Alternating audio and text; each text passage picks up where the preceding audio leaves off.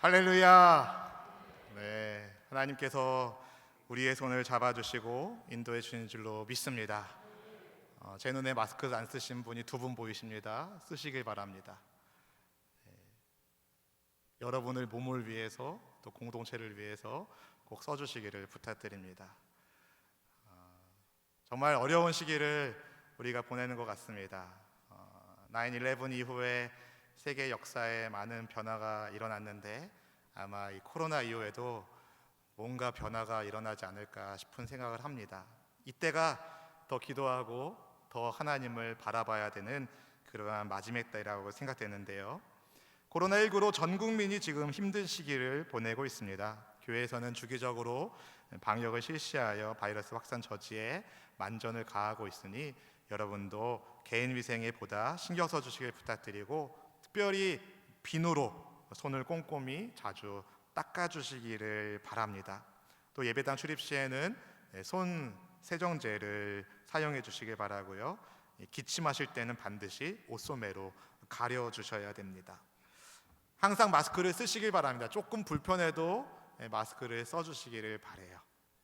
최근에 중국이나 이 경북 대구 지역에 본인이나 가족, 친구들, 동료들이 방문한 경우에는 이제 꼭 인터넷 생중계로 예배 드려 달라고 부탁 말씀드렸는데요. 아마 지금도 인터넷으로 예배하는 성도님들 더 간절하게 하나님 예배하시길 바라고 더 사모하는 마음으로 기도하시길 바라고 하나님이 주실 은혜를 사모할 수 있기를 바랍니다. 그동안 기도하며 준비했던 홍해작전의 특별 새벽 기도회도 연기되었고요. 교회 식당과 카페도 잠정적으로 운영하지 않습니다. 예배가 끝나고 난 다음에는 여러분 건물 내에 남아 계시지 마시고 빨리 귀가하시길 바라고요. 들어오실 때 아마 헌금을 하셨을 텐데 뒤에 있는 헌금함에 여러분 예물을 내시길 바랍니다. 따로 헌금 바구니는 돌리지 않도록 하겠습니다. 이런 일을 겪으면서 평안히 모여서 하나님을 예배하던 날들이 얼마나 은혜의 날이었나라는 생각을 하게 됩니다. 한편으로는 이렇게 예배드린 것도 불편한데 핍박받는 나라에서 예배드린 사람들은 얼마나 어려울까라는 생각도 하게 됩니다. 바라기는 어려움 중에도 예배의 자리에 나오신 여러분을, 그리고 핍박 가운데서도 신앙을 잃어버리지 않고 기도하는 북한의 성도들과 지하교회 성도들을 하나님께서 지켜주시고 이 시간 이 자리에 예배 가운데 함께 하신 주님으로 인하여 우리 안에 평안이 있기를, 주를 예배하는 모든 이들에게 세상이 줄 수 없는 놀라운 평화 있기를 간절히 소망하며 우리 예수님의 마음으로 이 찬양 부르겠습니다. 평안을 너에게 주노라.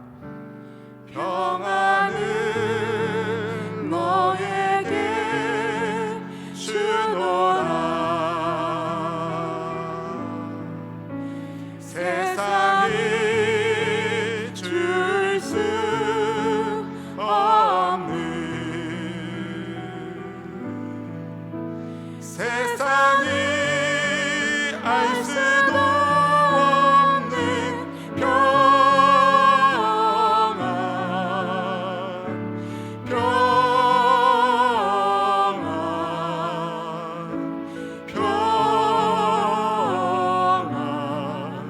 평안을 내게 주노라. 평안을 내게 주노라. 예수님의 마음입니다. 평안을 너에게 주노라. 세상이 줄 수 없는, 세상이 알 수도 없는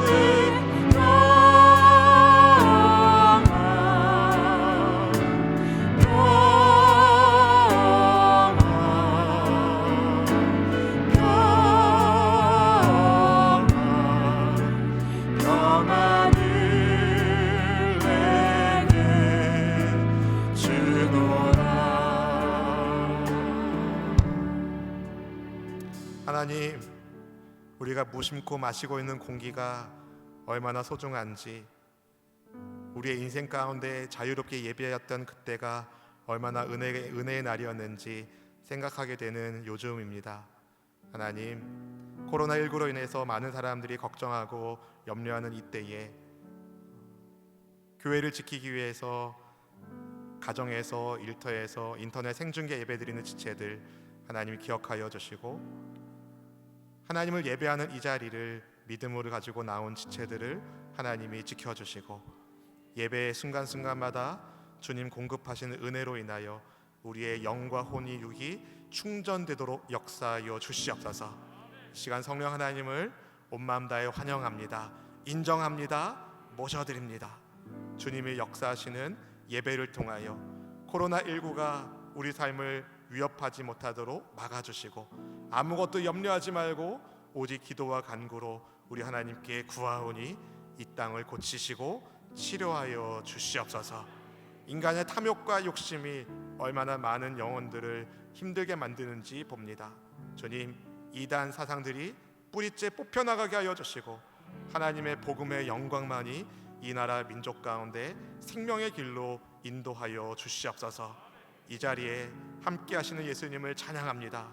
부족한 이 종을 예수님의 보혈로 덮어주시고, 오직 생명의 말씀이 증거되게 하셔서 예수님의 사람들 한 분 한 분이 하나님과 함께하는 연합의 역사가 넘치게 하여 주옵소서. 우리 안에 기쁨을 주시는 평화의 왕 그리스도 예수님의 이름으로 간절히 기도하옵나이다. 아멘, 아멘.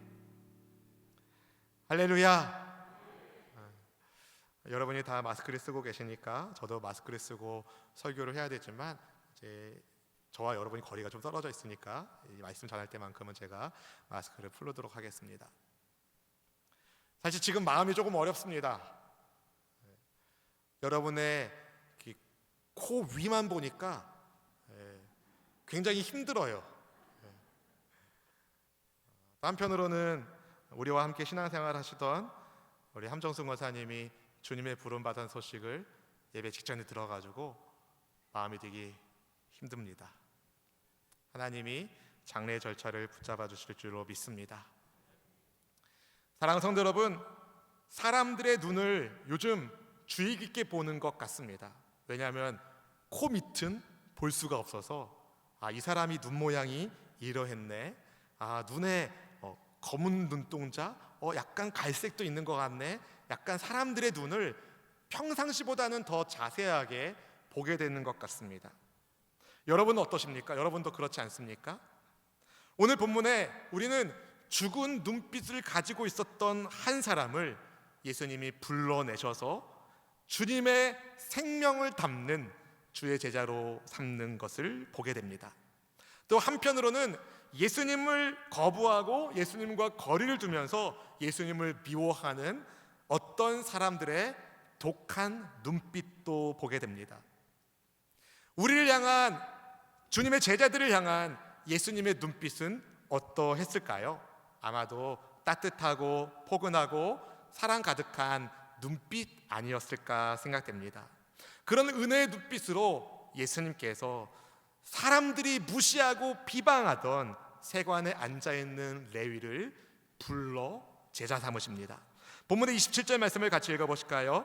그 후에 예수께서 나아가사 레위라 하는 세리가 세관에 앉아있는 것을 보시고 나를 따르라 하시니. 여러분, 이때가 언제입니까? 그 후에입니다. 중풍병자를 고치신 그 이후에 예수님의 기적을 본 사람들 가운데 아무나 주님께서 뽑으실 수도 있지만 굳이 세관에 앉아있는 레위를 예수님이 뽑으셨습니다. 예수님의 부름을 받은 레위의 직업은 세리입니다. 그의 이름이 레위인 것에서 예배를 전담하며 섬기던 레위 지파에서 따온 이름이 레위라는 것에서 적어도 그의 부모는 그가 태어났을 때 하나님을 경외하는 아들이라는 의미로 아들 이름을 레위라고 지었을 겁니다. 근데 그 사람이 지금 세리로 근무하고 있는 겁니다. 놀랄 일입니다. 왜냐하면 당시 세리는 로마 정부를 위하여 일하는 직종으로 같은 동포들에게는 매국노라는 미움을 받았던 직업이었기 때문에 그렇습니다. 뿐만 아니라 세금을 과다하게 징수하여 로마에 줄 것은 주고 남은 것은 다 인마이 포켓, 자기 주머니에 넣었기 때문에 세리들은 백성들의 미움과 멸시, 증오의 대상이었습니다. 그렇게 부당한 이익을 취하며 같은 민족으로부터 미움을 받던 그 레위를 예수님이 불러내신 거예요. 예수님이 부름받기 전에 레위의 마음이 색깔로 표현하면 어떤 색깔이었을까요? 이름은 레위인데 하는 일은 하나님의 뜻과는 전혀 상관없는, 얼마나 그 마음이 어둡고 칙칙하고 우울했겠습니까? 그러니 당연히 그의 눈빛도 죽은 눈빛이었을 것입니다. 그런 사람을 그런데 주님이 주의 제자 중에 하나로 뽑으십니다. 12 사도 가운데 한 사람으로 세우시는 거예요. 마태복음 9장 9절에는 이 레위가 마태라고 말합니다. 읽어보실까요? 예수께서 그곳을 떠나 지나가시다가 마태라 하는 사람이 세관에 앉아있는 것을 보시고 이르시되 나를 따르라 하시니 일어나 따르니라. 아멘. 여러분, 세관에 앉아있는 레위는 거기를 출입하는 사람들에게서부터 통행세를 받는 일을 했습니다. 그러니까 유명한 죄인이에요. 유명한 죄인. 사람들이 손가락질하고 욕하고 막 뒤에서 막 험담하는 사람이 바로 레위입니다. 죄인으로 유명한 레위를 그런데 예수님이 제자로 부르신 거예요. 예수님의 눈에 우연히 그 사람이 보인 것이 아닙니다. 27절에서 레위가 앉아있는 것을 보시고의 그 보시고란 헬라어 단어는요, 그냥 스쳐 지나가는 보임이 아니라 주목하여 본다는 의미를 가지고 있는 단어입니다. 예수님이 레위를 주목하고 불러내신 거예요. 주님의 부름을 받자 그는 예수님을 따라갑니다. 세리로부터 누렸던 그리고 앞으로도 누릴 수 있었던 모든 특권과 이익을 뒤로 한 채 예수님을 따랐습니다. 어떻게 그럴 수 있었겠습니까? 그의 마음에 예수님이 아니면 채워질 수 없는 영적 공허함이 있었던 것입니다. 레위에게는 무엇으로도 채워지지 않는, 재물로도 채워지지 않는 영적 갈증과 고민들이 많았습니다. 그러다가 예수님에 대한 소문을 들었습니다. 병 고치고 귀신 쫓는 놀라운 기적을 행하신다는 예수님의 소문이 온 동네에 알려져 있었기 때문에 레위도 그 소문을 들었습니다. 그리고 마음 한편에 이런 생각하지 않았을까요? 나도 예수님과 함께하고 싶다. 나도 예수님이 불러주셨으면 좋겠다. 그런데 나 같은 세리도, 나 같은 매국노 취급받는 죄인도 예수님이 불러주실 수 있으실까? 그런 마음을 가지고 있는 레위를 그런데 예수님이 불러내신 거예요. 얼마나 기뻤는지 레위는 예수님을 위한 잔치를 크게 엽니다. 본문의 29절 말씀을 같이 읽어보실까요? 레위가 예수를 위하여 자기 집에서 큰 잔치를 하니 세리와 다른 사람이 많이 함께 앉아 있는지라. 여러분, 예수님을 위한 잔치를 조촐하게 할 수도 있잖아요. 그런데 아주 크게 열었어요. 자기 세리 동료들도 부르고 이방 사람들도 불렀던 것 같아요. 그리고 죄인도 불렀습니다. 레위는 예수님께서 자기를 불러주신 것이 너무 감사했고 주님을 따르는 것을 너무 영광스럽게 생각했습니다. 그래서 예수님을 위한 잔치를 열었는데 그 잔치에 세리를 비롯한 다른 사람들도 많이 초대했어요. 왜 그랬을까요? 자기가 누리고 있는 예수님의 은혜를 그가 초대한 사람들도 받아 누리기를 소망하는 마음이 있었기 때문입니다. 송별회를 겸하면서 고별잔치를 하면서 레위가 예수님께로부터 받은 그 은혜를, 하나님 나라의 복음을 다른 사람들도 누리기를 원했던 것이죠. 맛있는 음식을 먹으면 같이 먹고 싶은 사랑하는 사람이 생각나는 것처럼, 좋은 소식을 들으면 나 혼자 아니라 내가 사랑하는 사람들에게도 이 소식을 알려주고 싶은 것처럼 레위 마음도 좋은 마음으로 그렇게 초대한 것입니다. 근데 이들의 모습을 지켜본 바리새인들과 그들의 서기관들은 예수님의 제자들에게 불평을 합니다. 어찌하여 당신들은 세리와 죄인과 함께 먹고 마시는가? 바리새인들의 눈에 그 레위의 잔치에 초대받은 사람들은 다 죄인이었던 것이죠. 아니, 잔치에 들어가지도 않으면서, 그렇죠? 레위 집에 들어가지도 않으면서 바리새인들은 죄인들과 함께 자리할 수 없다고 생각했기 때문에 레위의 집을 주변에서 지금 뭐 하고 있나 살펴본 거예요. 왜 그랬을까요? 병을 고치고 죄를 사하시는 권세 있는 예수님을 이들은 끝까지 인정하지 않았기 때문입니다. 그래서 예수님을 향한 어떤 약점을 잡으려고 예수님이 초대받아 레위 집에 들어가니까, 세리의 집에 들어가니까 때는 이외다 하고 살펴봤는데, 와, 대박인 거예요. 죄인들이 엄청 많이 있는 거예요. 그래서 바로 예수님의 제자들에게 비난하는 겁니다. 어찌하여 죄인들과 같이 식사를 하는가? 니네들은 율법도 없냐? 이 얘기를 한 겁니다. 여러분, 바리새인과 서기관들의 입장에서 레위의 잔치에 앉아있는 사람들은 죄인이었습니다. 그들의 관점에서 죄인은 함께하면 안 되는 사람입니다. 그런데 예수님은 다르게 보셨습니다. 예수님은 죄인들이 회개하고 하나님의 백성 되어야 할 환자로 보신 것이죠. 치료받아야 할 병자로 보신 것입니다. 주님은 죄인들에게 하나님의 나라를, 영생의 길을 알려주시기 위하여 이 땅에 오신 그리스도, 우리의 구세주이십니다. 그래서 주님은 죄인 취급받던 레위를 제자로 부르신 것입니다.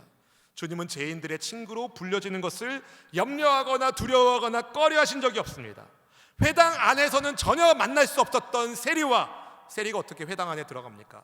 회당 안에서는 만날 수 없었던 세리와 죄인들을 만나기 위하여 죄인들의 세상에 예수님이 들어가신 것입니다.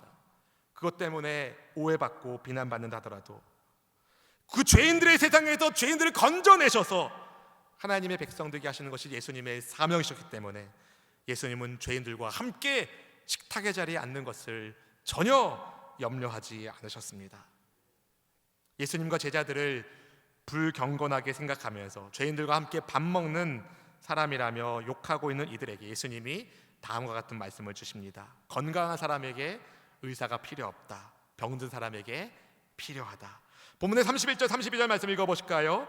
예수께서 대답하여 이르시되 건강한 자에게는 의사가 쓸데없고 병든 자에게라야 쓸데있나니 내가 의인을 부르러 온 것이 아니요 죄인을 불러 회개시키러 왔노라. 아멘, 아멘.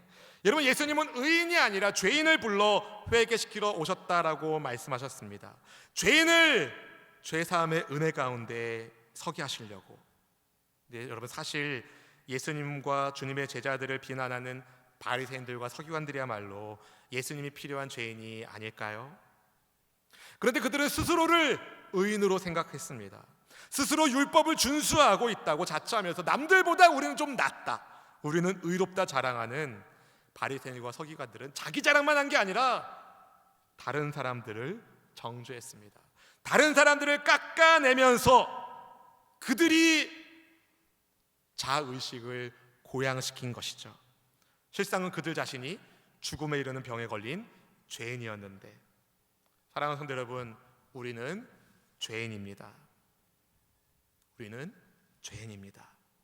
예수님의 은혜로 죄사함을 받았고, 예수님의 은혜로 하나님의 백성이 되었고, 예수님의 은혜로 하나님의 자녀가 되신 분은 아멘. 그렇다면 여러분, 여쭤보겠습니다. 이제 우리는 건강한 사람입니까? 아니면 병든 사람입니까? 그러면은 건강한 자에게는 의사가 쓸데없다는데 어떻게 해요? 건강하다면 예수님이 필요 없는 것일까요? 아니면 우리는 병든 사람입니까? 아니, 예수님을 믿고 죄사함을 받았는데 여전히 병든 사람입니까? 아닙니다, 여러분. 여러분, 이렇게 생각하시면 될 것 같아요. 예수님과 연합하였으면 건강한 사람입니다. 저를 따라 한번 고백할까요? 예수님과 연합할 때 건강한 사람이 된다. 따라서 건강한 사람에게 예수님은 붙어있는 분이신 거죠. 아멘. 예수님과 떨어지면 병든 사람이 되는 겁니다. 병든 사람에게는 예수님이 필요합니다. 그래서 여러분, 병들었을 때도 우리는 예수님이 필요하고 건강할 때도 예수님과 떨어질 수 없습니다. 예수님과 붙어 있을 때만 거룩함을 유지할 수 있기 때문에. 그래서 어떤 목사님이 이런 얘기 하시더라고요. 영생은 이 요한 너 영생 받았어 하고서 어떤 자격증을 줘가지고 이제 영생 받았다는 게 아니라 영생하시는 예수님과 붙어 있는 것으로 영생하는 거라고. 저는 거기에 200% 동의합니다. 우리는 예수님과 붙어 있어야 됩니다. 그런데 예수님의 말씀을 알아듣지 못한 바리새인들과 서기관들은 요한의 제자와 우리 제자들은 자주 금식하고 기도하는데 왜 당신의 제자는 금식하지 않냐며, 왜 먹고 마시냐며 이번에는 예수님께 컴플레인을 합니다. 태클을 겁니다. 왜 자기들처럼 의식을 갖추지 않냐며.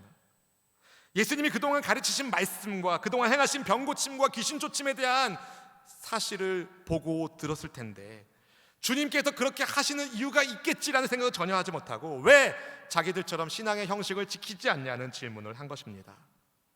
그들은 금식하고 기도하는 행위를 어떤 우월 의식의 도구로 사용했던 것입니다. 금식 기도의 목적을, 금식 기도의 본질을 잃어버린 것이죠. 사랑하는 성도 여러분, 금식의 목적은 무엇일까요? 금식의 목적은 흉악의 결박을 푸는 것입니다. 이사야 58장 6절 7절 말씀을 같이 읽어보실까요?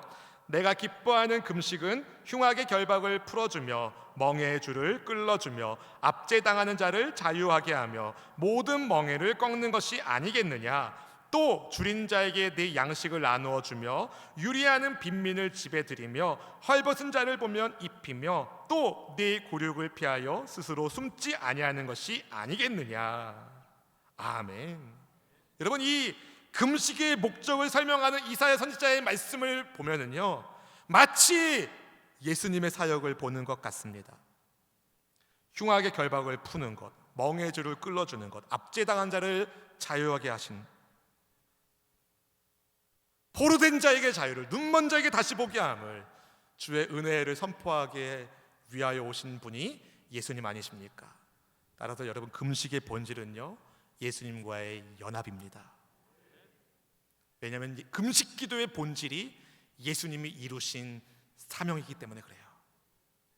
그래서 하나님의 뜻에 따라서 바르게 금식하면 예수님 중심이 됩니다.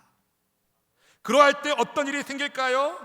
이사야 58장 8절 이후에 보면은 하나님의 빛이 새벽같이 비춰집니다. 우리 예수님이 빛이시잖아요. 상처는 빨리 낫게 됩니다. 우리 예수님이 최고의 의사이시잖아요. 하나님의 의가 우리 앞에 가고 주님의 영광이 우리 뒤를 호위하게 됩니다. 우리의 앞과 뒤에 하나님의 보호하심이 있습니다. 주님이 기뻐하시는 금식은 예수님과의 연합, 흉악의 결박을 푸는 것입니다. 그런데 여러분, 바리새인들은 자꾸만 예수님과 분리되고 있지 않습니까? 그러니까 다른 사람들을 옥죄는 방식으로 금식을 쓰고 있는 거예요. 금식은 풀어내는 것인데 금식을 이용하여 다른 사람들을 목을 조르고 있었던 것이죠. 자기 욕망을 절제하고 하나님의 뜻을 구해야 하는 금식을 이들은 자기들의 의를 드러내기 위한 수단으로 삼은 것입니다. 종교적 우월성을 자랑하고 싶은 마음이 그들 안에 가득했던 것이죠. 그들은 교만이라는 죽음의 병에 걸린 것이었습니다. 그런 사람들에게 예수님이 이렇게 말씀하십니다. 본문의 34절 말씀을 함께 읽어볼까요? 예수께서 그들에게 이르시되 혼인집 손님들이 신랑과 함께 있을 때에 너희가 그 손님으로 금식하게 할 수 있느냐. 아멘. 여러분, 결혼식에, 여러분 자녀의 결혼식에 손님을 초대했는데 그 잔칫날에 초대한 손님 보고 자네는 밥 먹지 마, 금식해, 이렇게 말하는 건 있을 수 없는 일입니다. 말도 안 되는 일입니다. 신랑 되시는 예수님과 함께 할 때는 금식할 필요가 없으니까, 즉 예수님과 연합하여 있을 때는, 영적으로 좋은 상태에서는 금식할 필요가 없는 겁니다. 그렇다고 예수님께서 금식을 아예 하지 말라고 하시진 않으셨습니다. 주님도 금식을 하셨어요. 그리고 기도와 금식 외에는 이런 유가 나갈 수 없다는 말씀도 가르쳐 주셨습니다. 금식할 때가 있다는 거예요. 그때가 언제인지 본문의 35절 말씀을 읽어보실까요? 그러나 그날에 이르러 그들이 신랑을 빼앗기리니 그날에는 금식할 것이니라. 아멘, 아멘. 금식할 때가 있다는 거예요. 여기서 그날은 헬라어로는 복수형으로 쓰였습니다. 직역하면 그날들 동안에는 금식할 것이니라 라는 뜻입니다. 신랑을 빼앗긴 그날들은 이 주석가들의 표현에 따르면 예수님께서 십자가 고난을 받으시고 죽으신 다음에 다시 살아나시기까지의 그 3일 동안, 그때 금식의 때라고 이야기합니다. 맞습니다. 여러분, 넓게로는 저는 이렇게 생각합니다. 예수님과 분리된 것 같은 영적 상태에 빠진 날, 그때는 금식을 해야 됩니다. 예수님과 분리된 것 같은 날, 영적으로 무언가에 눌린 것 같은 날, 주님의 도우심이 강하게 필요한 날, 그날에는 금식을 해야 됩니다. 거룩하신 예수님을 슬프게 하는 죄를 지었을 때에, 주님과의 관계가 어긋나고 단절된 것 같을 때에, 어떻게 분리된 것 같은 그런 느낌이 들 때에, 그런 생각이 엄습할 때에, 세상이 두렵고 믿음이 흔들릴 때에, 예수님과 연합함이 깨지고 있는 것 같은 어떤 영적인 자각이 있을 때, 그때는 즉시 회개하고 주님의 은혜를 구해야 됩니다. 그러면 병든 자를 치료하신 예수님이 고쳐주십니다. 연합을 다시 회복시켜 주시는 것입니다.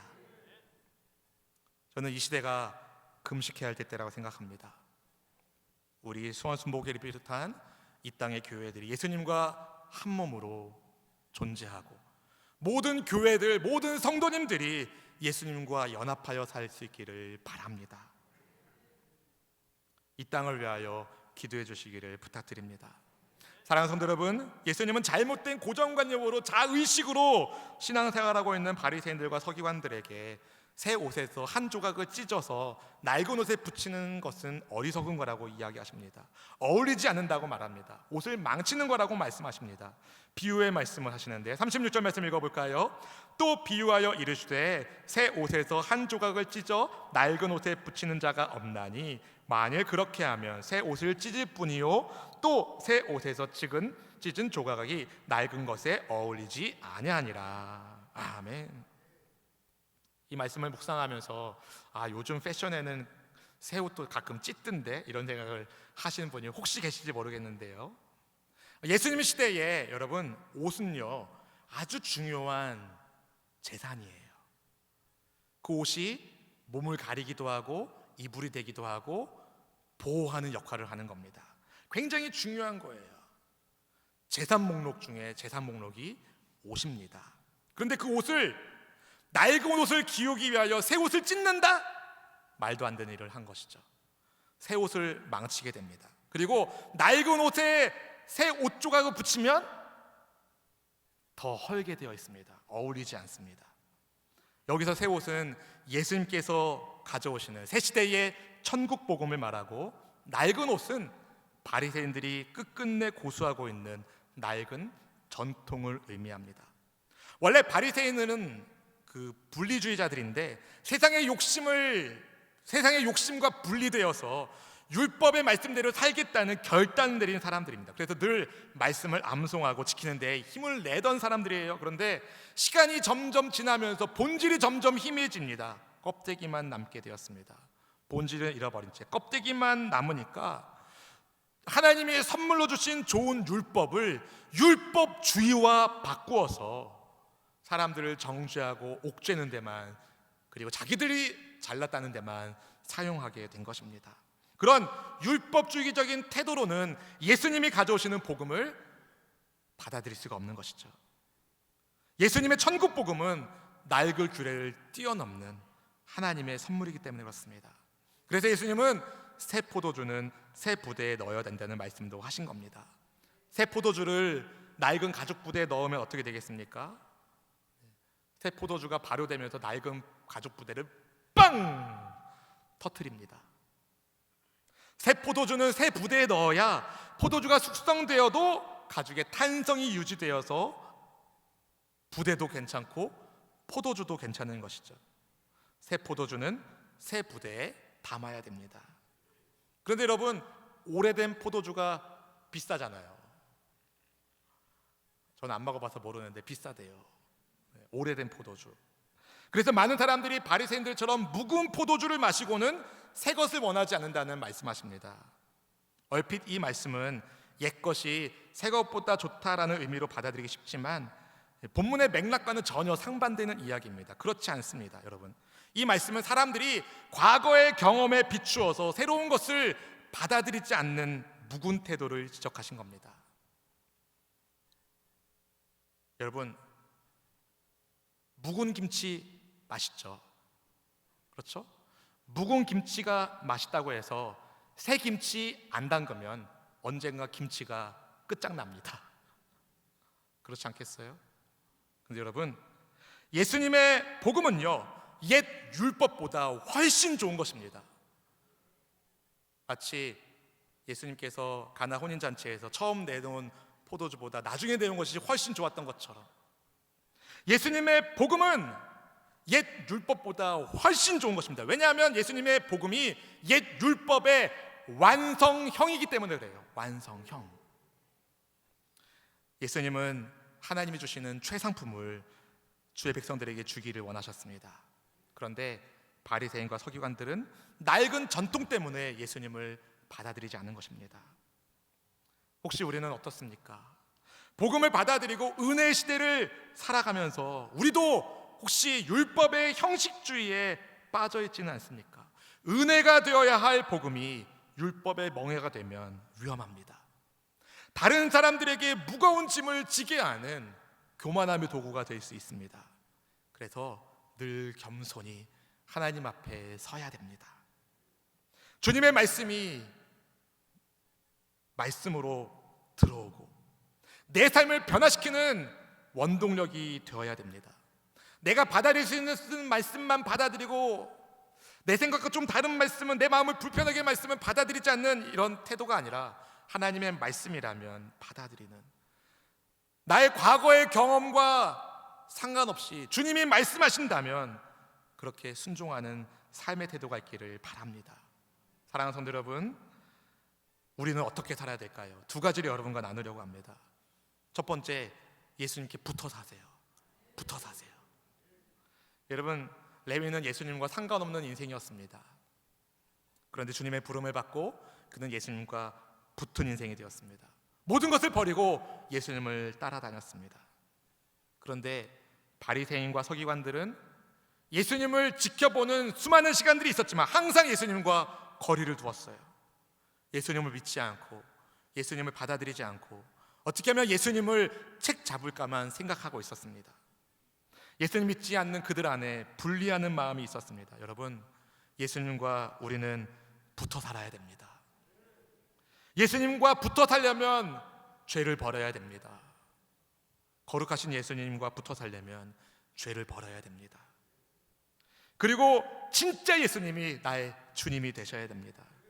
예수님은 우리의 구주시며 우리의 주인이십니다. 내 죄를 용서하기 위하여 하늘의 보좌를 내려두고 이 땅에 오신 예수님, 자기 생명을 아끼지 않고 주신 사랑의 주님, 나의 죄인됨을 인정하고 예수님의 찾아오심에 믿음으로 반응한 사람, 주께서 주시는 기쁨을 나누며 예수님과 함께 식탁에 앉아있는 사람, 예수님께 붙어 사는 인생이 복되고 아름다운 인생입니다. 여러분, 사랑하는 아내와 사랑하는 남편이 결혼식을 하면 이제 그 둘은 한 몸이에요.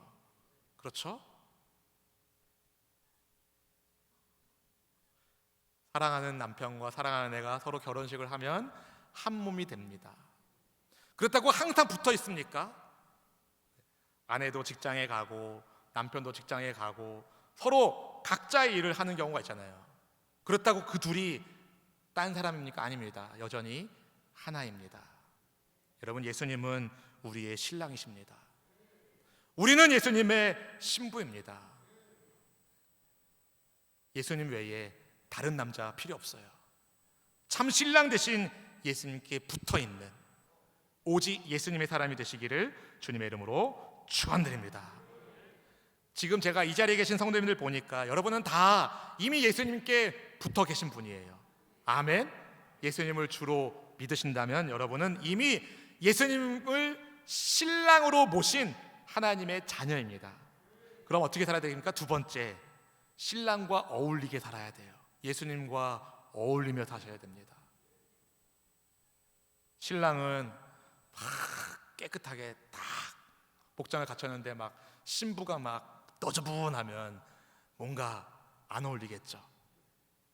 예수님께 붙어 사는 제자로 예수님과 어울리는 그리스도인이 되어야 됩니다. 신랑 예수님더러 예수님 저한테 좀 맞추셔서 좀 어울려 봅시다가 아니라 예수님이 우리의 신랑이시며 동시에 우리의 주님이시기 때문에 우리가 예수님께 맞추어야 됩니다. 예수님께서 여시는 새로운 시대 복음의 은혜 속에서 어울리려면 나의 영적인 체질이 예수님을 닮아야 됩니다. 부부는 닮는다고 하더라고요. 생김새도 닮아지고 먹는 것도 비슷해집니다. 안 그래요? 전혀 달라요? 그럴 수 있습니다. 네, 여러분, 예수님과 결혼한 성도는 예수님이 우리 인생의 기준이 되셔야 됩니다.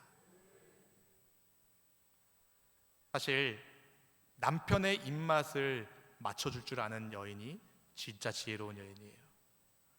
아내의 스타일을 맞춰주는 남편이 멋진 남편인 것처럼 여러분, 예수님은 최고의 신랑이십니다. 우리가 최고의 신부가 되려면 예수님께 맞추어야 됩니다.